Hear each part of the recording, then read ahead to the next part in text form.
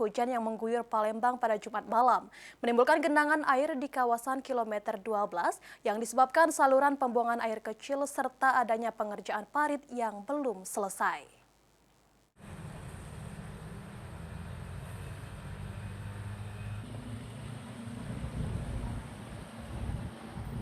Genangan air kembali terjadi di kawasan kilometer 12 batas kota Palembang usai hujan deras yang turun sepanjang malam.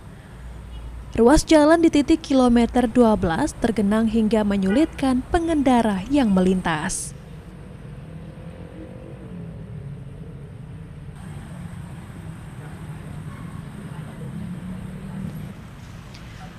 Kondisi seperti ini bukan pertama kali terjadi.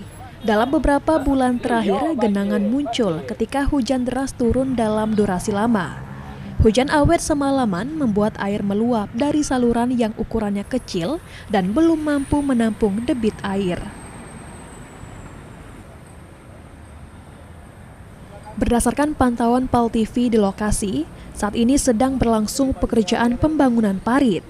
Proyek yang belum rampung membuat aliran air sementara tidak berjalan optimal.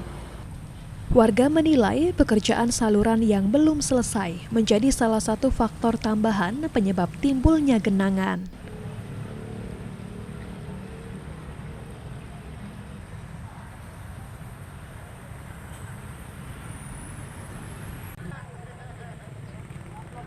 Kalau mulai terlihat sih baru tadi pagi, soalnya nggak di sini kita, tinggalnya baru datang. Oh, Iya.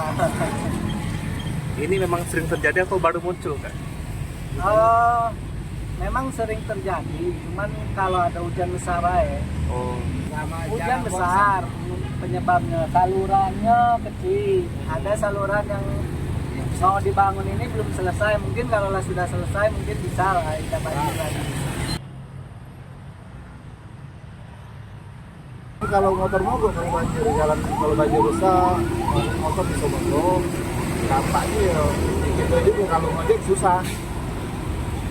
dan apa Kak yang paling warga butuhkan agar genangan ini tidak terulang, Kak?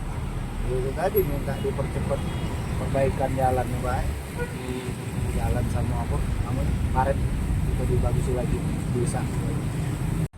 Hafid Zainul, PAL TV.